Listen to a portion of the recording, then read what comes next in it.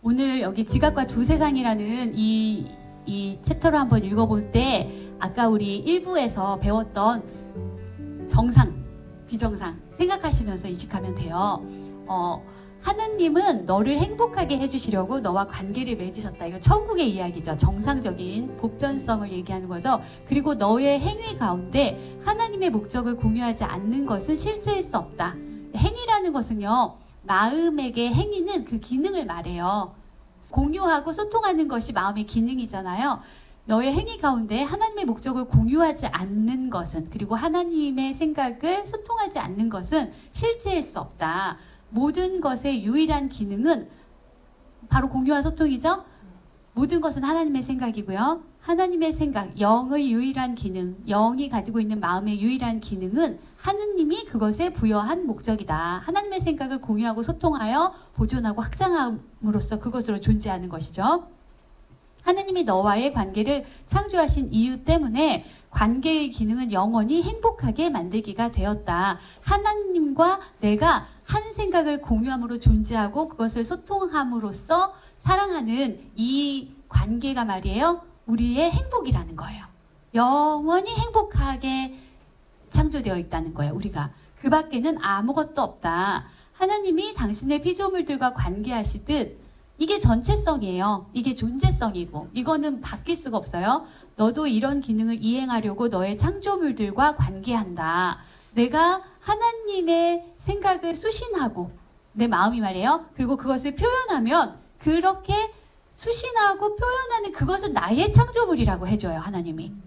하나님의 생각을 내가 공유하고 있는데 그 생각을 이해하고 진가를 알아보고 사랑하고 있잖아요. 천국에서는. 그래서 나는 그 생각만을 표현해요. 그런데 그것은 나의 창조물이라고 해요. 그러니까 나의 창조는 하나님을 만들어내는 것이 아니라 정말 하나님을 공유하고 하나님으로 소통만 하는 거예요. 그걸 창조라고 하는 거예요. 우리의 창조는. 그런데 그렇게 할 때 나는 행복하다는 거예요. 그리고 나는 나 자신을 행복하게 만들고 있는 거예요. 그래서 하나님의 생각들과 그 생각을 공유하고 있고 소통하고 있는 내 마음의 관계, 그러니까 내 영과 내 마음의 관계이기도 하겠죠. 이런 것이 거룩한 관계예요.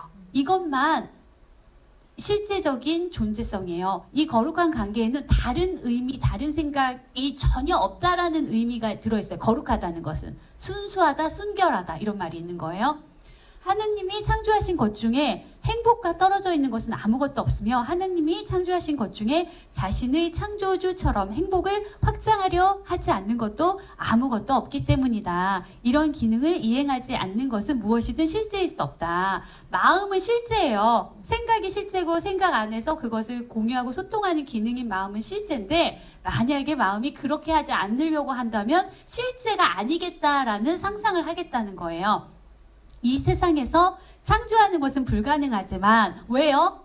모든 전체와 완벽하게 공유되어 있고 통일되어 있어서 그것을 공유하고 소통하는 전체성 안에 있는 게 아니잖아요. 지금 우리 현재는. 우리는 지금 그 전체성에서 나를 제외시켜서 나를 개별적으로 만들겠다고 한 상태이기 때문에 이 세상에서는 창조하는 것은 불가능하지만 행복하게 만드는 것은 가능하다. 여기서의 창조는 전체성이 하고 있는 공유와 소통을 말하는 거예요.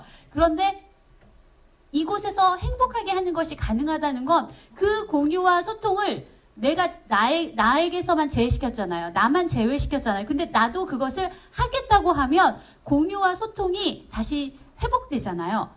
회복되면 나는 행복해질 수 있잖아요. 다시. 그러니까 내가 나를 행복하게 하는 것은 가능하다는 거예요. 이건 누구의 결정이고 누구의 책임이라는 거예요? 네, 이미 그렇게 나는 유산으로 이걸 상속받았고 영원한 것에 대해서 내가 나를 제외시켰다가 내가 나를 다시 거기에다가 똑같이 통일시키고 일치시키는 거예요. 성령은 그렇게 할 수 있는 모든 방법이 성령이잖아요. 성령은 너의 특별한 관계들을 빼앗으려는 것이 아니라 변형하려고 한다. 세상에 다른 공동 창조자가 다시 온 거죠. 원래 창조라는 건 공동으로만 할 수 있는 거예요. 전체로만 가능한 거예요. 그런데 내가 혼자 한 것을 공동으로 다시 바꿔주는 거예요. 성령이. 그래서 회복하게 해주는 거죠. 내 원래 기능을. 영을 섬기는 마음이라는 그 공동 창조의 기능을 다시 회복시켜주는 거죠. 성령을 섬기는 마음으로써 네가 그 관계들에 부여한 기능은 이건 우리가 특별한 관계죠. 내 생각을 내가 지어내서 나는 그것만 가지고 소통하겠다. 이런 특별한 관계. 특별한 걸 다시 말하면 뭐라고 했지 아까? 비정상. 비정상, 사고장애, 병. 이 상태에 대해 이 관계에 부여한 기능은 분명 행복하게 만들기가 아니다. 그러나 거룩한 관계는 하느님의 목적에 대한 대체품을 만들려고 하는 대신에 하느님의 목적을 공유한다. 보세요. 공유하고 소통하는 것이 정상적이잖아요. 그런데 공유하지 않고 소통하지 않겠어? 라고 했더니 공유하고 소통하자. 공유한다는 것 자체가 공동으로 함께한다는 뜻이에요. 예. 네가 만든 모든 특별한 관계는 개별적인 관계들이죠. 그럼 개별과 개별의 관계도 특별한 관계예요. 이거는 공동의 관계가 아니에요. 개별과 개별은 이미 공동에서 우리를 띄어낸 상태를 말하는 거니까요. 네가 만든 모든 특별한 관계는 하나님의 뜻에 대한 대체품으로서 하나님의 뜻과 너의 뜻이 다르다는 망상 때문에 하나님의 뜻이 아닌 너의 뜻을 찬양한다. 이 특별한 관계들은요. 계속 하나님에게서 나를 제외시킨다. 전체에서 나를 제외시킨다. 정상에서 나를 제외시킨다. 라는 목적만 가지고 있어요. 우리의 뜻은요. 우리의 뜻이 지금 여기에 있는 우리의 뜻은 너는 이 세상에서조차 아주 실제적인 관계들을 맺어왔지만 그것들을 인식하지 못한다. 왜 이 말이 있냐면요. 개별이 아니라 여기 이미 성령이 있잖아요.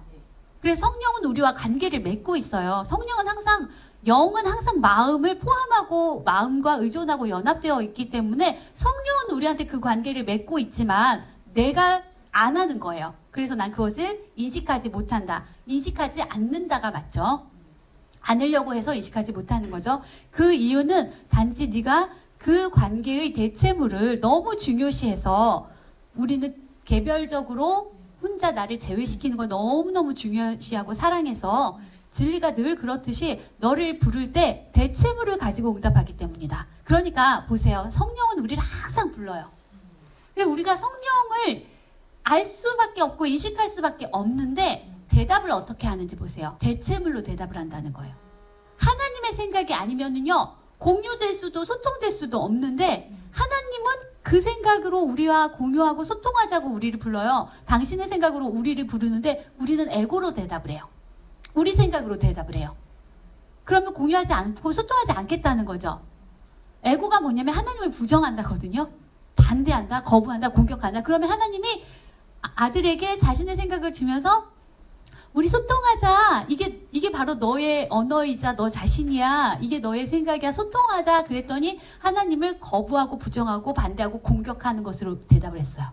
어떻게 했는지 아시겠죠? 우리가 지금까지 하나님께. 예. 이게 말이 좋아서 대체물로 응답한 거죠. 부정하고 반대하고 거부하고 공격했다는 뜻이에요. 네가 이제껏 맺은 모든 특별한 관계의 근본적인 목적은 이렇게 하는 것이었단 말이에요. 하나님을 부정하고 반대하고 거부하고 공격하는 거, 너의 마음을 철저히 사로잡아서 진리의 부름을 듣지 못하게 하는 것이었다. 목적이 이거였던 거예요.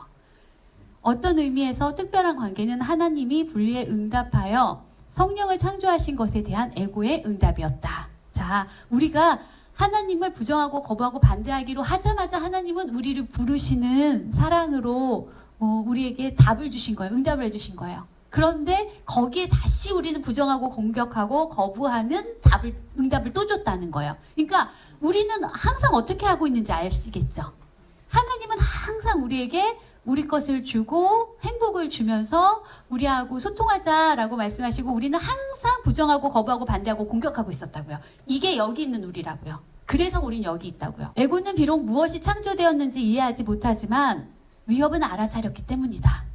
하나님의 응답이 우리를 부르면은요, 우리는 그것이 우리의 생각을 무효화하는 위협이라는 걸 알고 있기 때문에 오히려 항상 부정하고 거부하고 반대하고 공격하는 자세로 방어 체계를 형성해 놓았고, 이것이 지금 우리가 하나님께 대하고 있는 마음 자세라는 것을 알고 있어야만 그 마음 자세를 교정하고 바꿀 수가 있겠죠.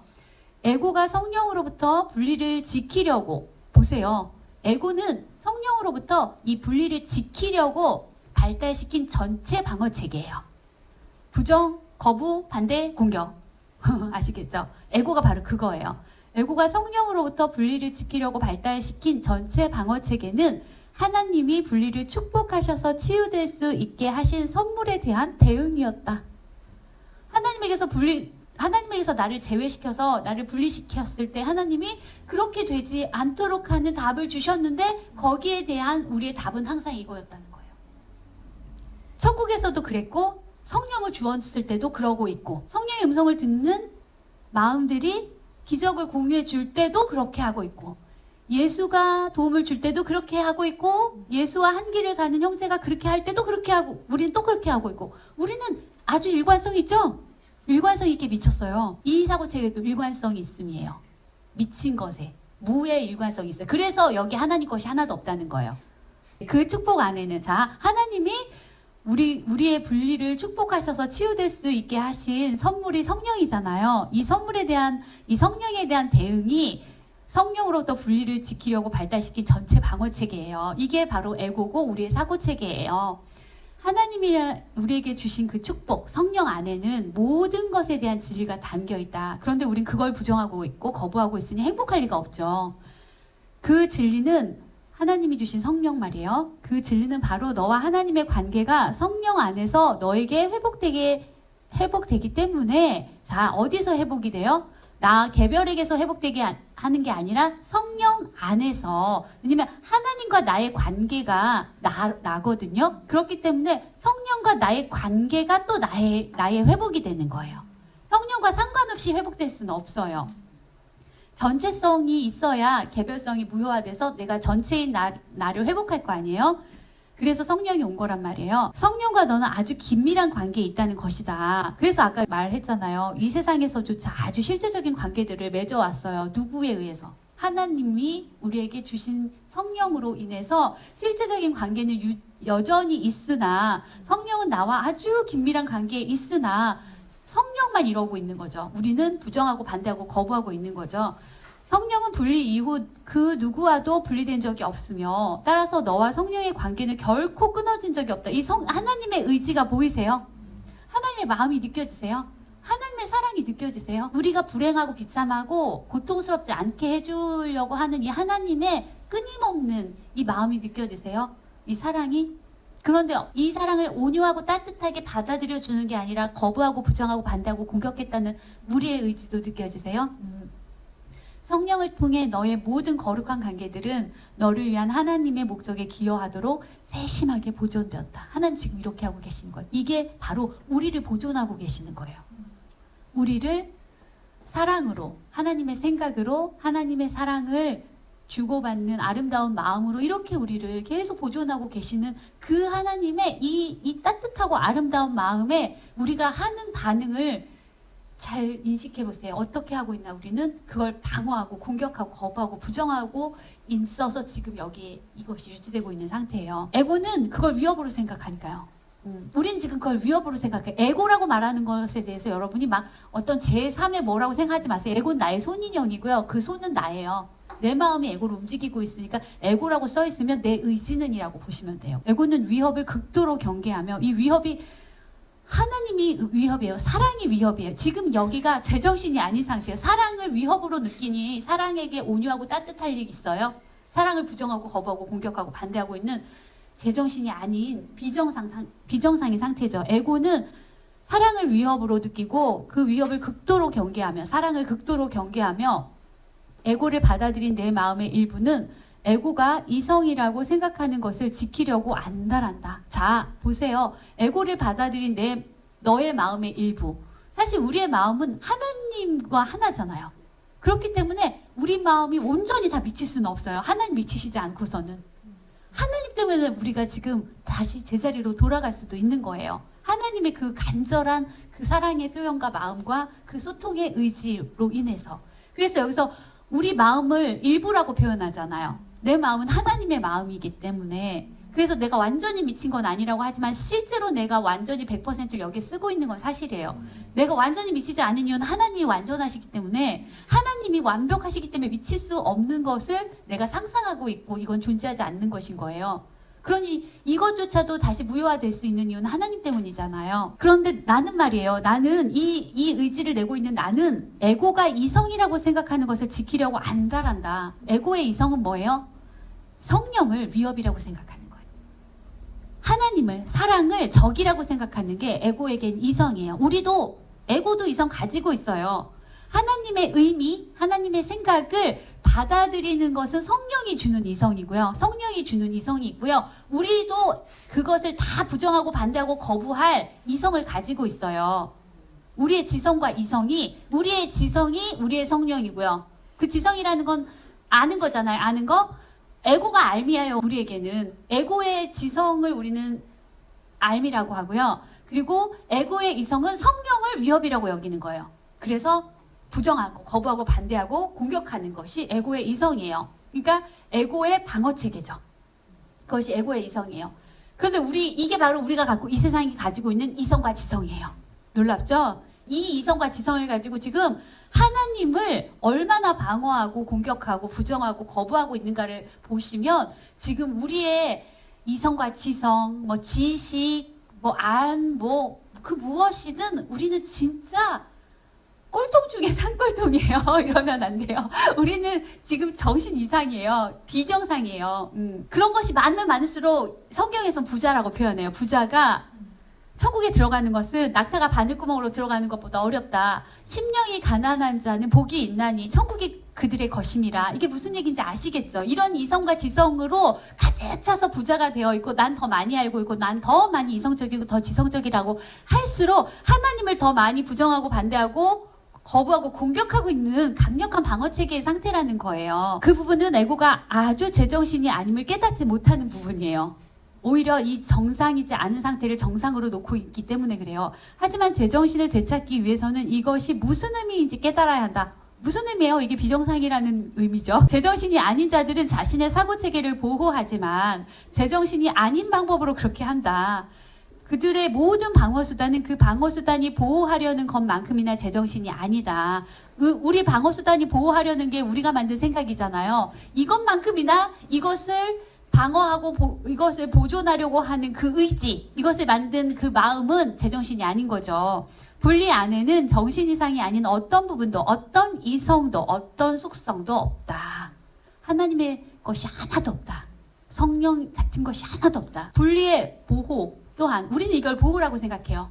분리의 보호 또한 분리의 일부로서 분리 전체만큼이나 제정신이 아니다. 따라서 에고의 주요 방어수단인 특별한 관계는 제정신이 아닐 수밖에 없다. 제가 은밀한 염원을 두 가지 차원에서 얘기해드린 적이 있어요. 하나님의 생각을 부정하고 반대하고 거부하겠다고 한 은밀한 염원이 있고 성령을 주었는데도 그것을 이해하지 않고 가치를 알아보고 사랑하지 않겠다고 하는 또 하나의 은밀한 염원. 그러니까 첫 번째 은밀한 염원을 하나님이 다시 답해 주셨잖아요. 성령을 주셔서. 근데 성령을 또다시 반대하는 지금의 우리는 얼마나 강력한 방어체계가 사용되고 있는가. 계속 사용하면 사용할수록 우리 것도 강화된다는 거예요. 이제 너는 특별한 관계가 보호하는 사고체계는 단지 망상체계임을 깨닫는데 큰 어려움이 없을 것이다. 우리가 여기에서 하는 모든 상호작용과 주고받고 있는 이 생각을 사용하는 것 자체가 하나님을 부정하고 반대하고 거부하고 공격하기 위한 방어체계가 강력하게 사용되고 있다는 것을 이해하시면 돼요. 너는 최소한 막연하게라도 에고가 제정신이 아님을 인식한다. 하지만 특별한 관계는 여전히 너에게 무언가 다른 것처럼 보인다. 우리는 네가 포기할 용의를 더 많이 냈던 에고 사고체계의 다른 여러 측면들보다 훨씬 더 자세히 특별한 관계를 살펴보았다. 자, 이게 무슨 얘기냐면요. 우리는 우리 사고체계를 만든 저자지만 우리 생각을요 사랑할 수가 없어요. 이게 우리가 정말 섬겼던 그 완벽한 우리의 자아와 같지 않다는 걸 알잖아요. 그렇기 때문에 이 형편없고 말도 안 되는 이 사고체계에 대해서 그래서 우리는 기뻐할 수도 없고 하나님이라는 완벽한 생각을 우리는 반대하기 위해서 우리의 생각을 만들었잖아요. 근데 우리는 우리가 만든 것을 보호하고 보존하려는 또 이 창조자로서의 그 본능이 있단 말이에요. 우리가 천국에서 그것을 강화하고 확장하면서 보존하는 마음이었잖아요. 그런데 여기서 다른 것을 만들어 놓고 이 사고 체계를 우리의 자식으로서, 우리의 창조물로서 보존하려는 마음, 그리고 확장하고 강화하려는 마음, 요것은 사랑하려는 마음이고요. 그런데 이게 에고라는 이 무를 사랑하려니 우리가 영을 확장하고 소통하던 마음으로서 정말 우리 성이 안 차잖아요. 모든 것을 섬기던 마음이 무를 섬기려니 성이 안 차잖아요. 그러니까 이것을 우리가 싫어해요. 그래서 우리한테는 이것에 대한 미움이라는 환상이 있어요. 존재하지 않는 것을 미워하는 거니까 그것도 환상인 거예요. 증오의 환상이 있어요. 또 하나 이것을 보존하고 강화하려는 사랑의 환상을 가지고 있어요. 그런데 제가 전에 사랑의 환상과 사랑의 실제에 대한 강의를 하면서 증오의 환상보다 사랑의 환상이 더 버리기 어렵다라고 말씀드렸던 거 기억하실 거예요. 왜냐하면 우리도 이거 싫어해서 이거 버리고 싶을 때가 있고 환멸하거나 이걸 혐오해요. 그렇지만 환멸이나 혐오로는 이걸 벗어날 수 없다고 했어요. 물을 만들어 놓고 우리 것이 되어서 우리가 이걸 보존하려는 그 사랑하는 마음이 환멸하는 마음과 같은, 이것을 보존하려는 같은 무에 대한 집착이거든요. 무가 실제라고 생각하니까 싫어하는 거고 실제라고 생각하니까 사랑하는 거잖아요. 그러니까 우리의 사랑이든 우리의 증오든 이 무를 실체화시키고 있는 것이기 때문에 이것을 싫어하든 이것을 사랑하든 이것은 이 무로부터 벗어날 수 있는 방법이 아니라 무를 강화하는 방법이에요. 그래서 성령은 무를 무시하는 거예요. 진리만 바라보고 진리만 인식하라고 하는 거고 무는 무시하라는 거예요. 그 무시하라는 건 있는 것에 대한 무시를 하라는 게 아니라 진리를 보는 거를 말하는 거예요. 진리만 인식하는 걸 말하는 거예요. 무시한다는 건 없으니까 무시하는 거예요. 있는데 무시하라는 게 아니에요. 그런데 여기서 우리는 네가 포기할 용의를 더 많이 냈던 에고 사고 체계의 다른 여러 측면들보다 라고 할 때 이 다른 측면 뭐예요? 내가 증오하고 혐오하고 환멸을 느꼈던 정말 내가 만들었지만 꼴보기 싫어 이렇게 했던 그런 측면들보다 훨씬 더 자세히 특별한 관계를 보았다 이런 표현을 하는 거죠. 무슨 얘기? 특별한 관계라는 것은 내가 이것을 보존하고 유지하려고 하는 사랑하고 있는 걸 말하는 거예요. 사랑의 환상이죠. 사랑하고 있다는 환상. 예. 이 하나의 측면이 남아있는 한, 너는 다른 측면들을 포기하지 않을 것이다. 예. 이것은 동전의 앞뒷면처럼 사실 둘 다 동전인 거예요. 둘 다 물을 보존하고 강화하려는 강력한 의지예요. 실제화시키고 있고, 실제라고 믿고 있고, 실제처럼 대해주고 있는 거예요.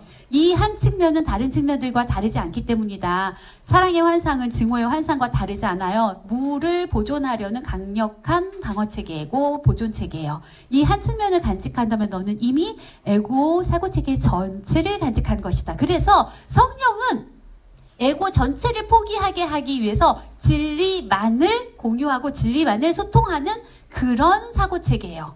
그러니 완전 다르죠. 그러니 우리 생각 중에 있을 리가 없죠. 우리 생각 중에 성령이 있으면 이게 아예 존재도 안 할 텐데요. 그러니까 우리 생각으로 다른 생각, 그러니까 우리 생각 중에 나은 걸로 못한 생각, 이 혐오되는 생각을 바꾸는 이런 교정과 용서를 기적이라고 하면 안 된다는 거예요. 그리고 성령이 가르쳐준 교정과 용서라고도 해서도 안 되고요. 거짓말이에요. 이거는 가짜 기적 수업으로 진짜 구원 계획을 반대하는 가짜 구원 계획을 가지고 에고를 보존하는 에고의 구원 계획이죠. 우린 다 성령의 구원 계획에 방어하는 모든 가짜 구원 계획을 가지고 있답니다. 가짜 사랑, 가짜 평화, 가짜 행복, 가짜 기쁨 다 가지고 있습니다. 그러니까 잘 기억하셔야 돼요. 우리가 가짜를 만들고 우리를 속이고 있다는 걸. 모든 방어 수단은 그것을 지키려는 대상을 가져다 준다. 내가 지키려는 게 에고잖아요. 그럼 에고를 계속 가져다 주는 거예요.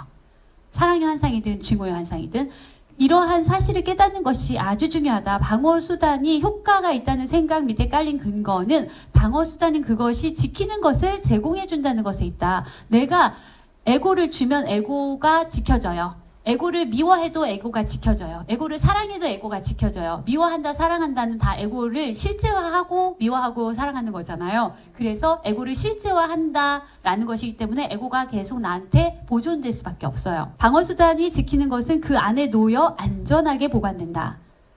그러니까 방어수단 뭐예요? 사랑의 환상과 증오의 환상 둘 다 에고를 방어하려는 방어수단이다. 이것은 목적이 뭐냐? 하나님의 생각을 부정하고 거부하고 반대하고 공격하는 것을 목적으로 하는 것이다. 이렇게 생각하시면 되죠. 하나님을 부정하면 에고를 인식하는 거예요. 하나님을 인식하면 에고를 부정하는 거예요. 그리고 방어수단은 작동하기 시작하면서 너에게 그 보관된 것을 가져다 준다. 모든 방어수단은 선물을 줌으로써 작동한다. 이렇게 하고 있으면 계속 에고가 강화된다는 거죠. 그 선물은 언제나 그 방어수단이 보호하는 사고체계의 축소판으로서 금으로 된 틀을 둘렀다. 이건 무슨 얘기냐면요. 우리의 사고체계, 우리의 생각 말이에요. 우리의 의미 말이에요. 우리는 이 의미를 의미라고 생각하고 이걸 생각이라고 생각하지만 사실 이거는 의미를 부정한 무의미잖아요. 그러니까 아무 의미가 없는 거잖아요. 그런데 이거를 의미 있는 것으로 인식하기 위해서는 형식이 필요했어요. 그래서 빈 껍데기, 형식과 의례를 가지고 우리는 그걸 인식하면서 우리가 거기에다가 부여해 놓은 아무 의미 없는 거니까 빈 껍데기가 있어야 인식을 하죠. 그리고 빈 껍데기를 인식하는 것으로는 우리가 소통이 안 되잖아요. 그러니까 거기다가 아무것도 아닌, 아무것도 없는 의미를 우리가 아무렇게나 부여해 놨는데 이 의미들의 목적은 하나님의 의미를 인식하지 않는 것만 목적으로 해요. 그리고 이 의미들은 서로 대립상을 가지고 있어요. 그래서 다 대립상, 반대상을 가지고 있는 것들로 이루어져 있는 의미들, 이게 가짜 의미예요. 이런 가짜 의미를 나타내는 형식들을 우리는 요 두 가지를 가지고 있어요. 그래서 생각을 언어라고 해보면 쉽다고 했잖아요. 언어는 그것이 표현되는 형식이 있잖아요.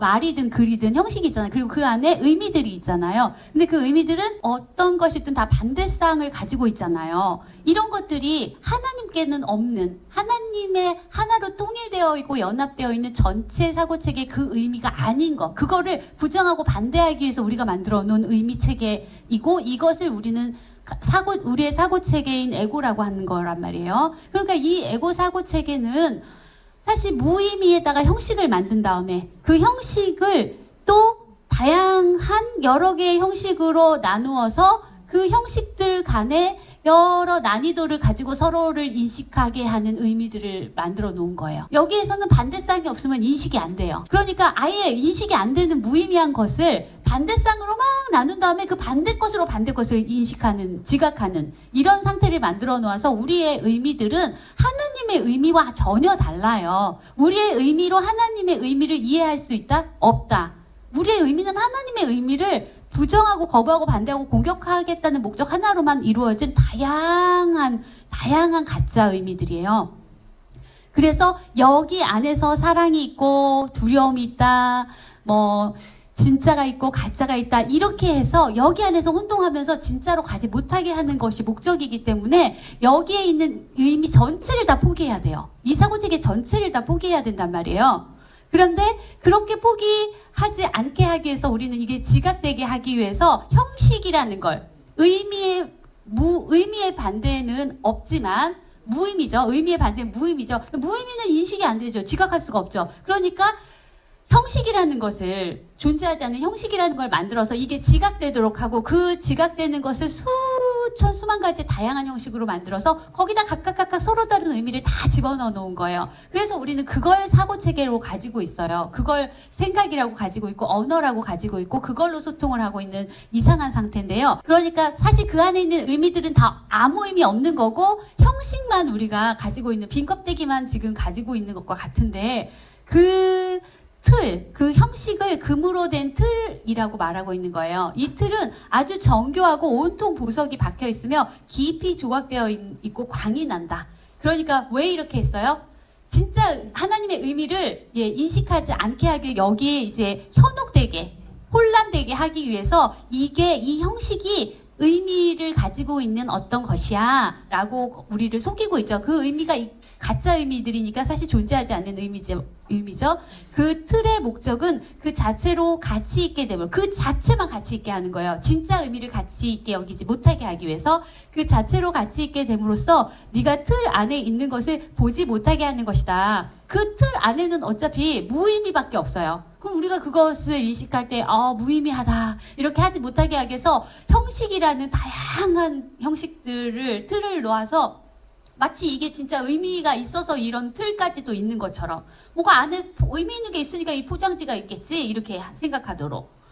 그래서 하지만 그 틀의 목적은 그 자체로 가치 있게 됨으로써 네가 틀 안에 있는 것을 보지 못하게 하는 것이다. 하지만 그림 없이 틀만 가질 수는 없다. 방어수단은 네가 틀만 가질 수 있다고 생각하게 만들려고 작동한다. 특별한 관계는 우린 지금 이렇게 이런 틀만 형식만 주고받고 있는 거예요. 아무 의미 없는 무의미의 형식만을 주고받고 있는 것을 소통이다, 말한다, 생각을 주고받는다 뭐 이렇게 하고 있는 거예요. 이런 것을 강화시키기 위해서 우리가 여럿으로 분열돼서 마음들이 말이에요.